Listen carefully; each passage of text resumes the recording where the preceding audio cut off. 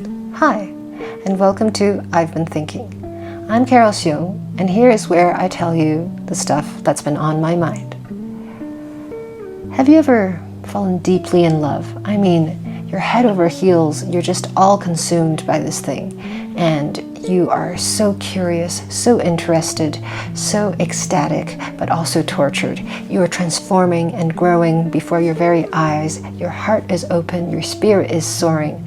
Well, if so, isn't that a fantastic feeling? Though sometimes it is a lot, but isn't that amazing? Because for once, you're opening up that vulnerable part of you and you're being truly alive. You're taking chances.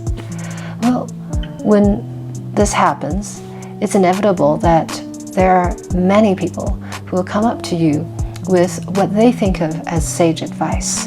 And it usually goes something like this.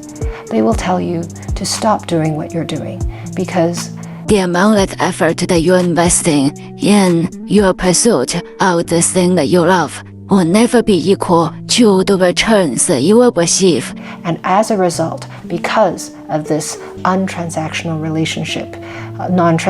relationship between the two things, you'd better quit. You'd better set your sights to something that is a little more earthy, a little more guaranteed of results.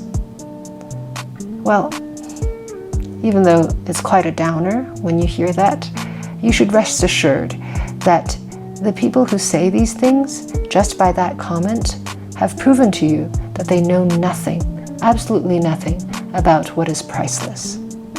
They might know about duty, responsibility, reciprocity, profit, all great virtues to know about, but nothing about what is priceless.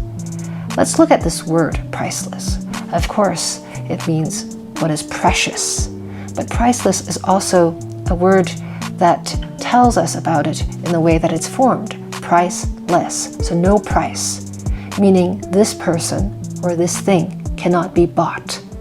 Wow, a thing that cannot be bought, a person that cannot be bribed, cannot be coerced, cannot be forced, something that cannot even be earned. The only way the priceless can be given to us is as a gift, as a revelation that is received gratefully, as a miracle, as something that is completely unconditional.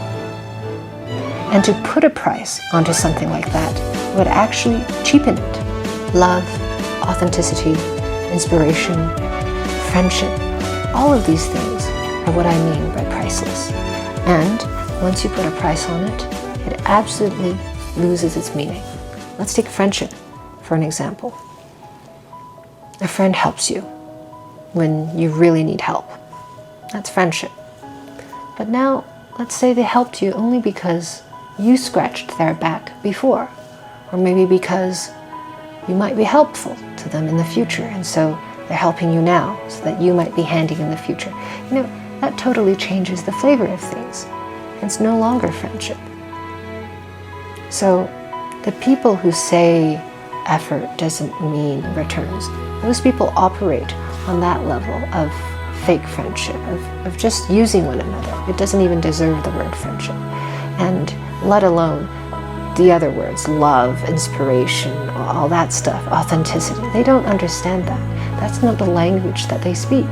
They speak languages of guilt, of duty, of price, reciprocity. That's their language. But I choose a different language, not out of naivety, but because I know that my very life in and of itself is a miracle. The fact that I can see, that I can be conscious, that is a miracle.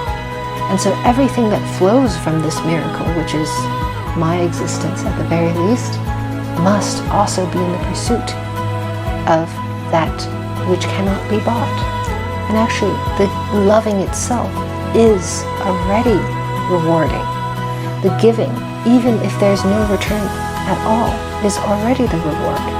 If there is some return from the other side, that's just a bonus. That's a revelation. That's more than you asked for and more than you deserve. So that's the way that I look at things, and that's what keeps me sane when I pursue what I pursue. And I hope that if ever someone picks at you for being true to what you believe in, that you can be cheered up by what I just said. Please let me know in the comments below what you have truly fallen in love with, and maybe what you did when someone picked at you for what you believed in. Thanks for listening, and I'll talk to you next time.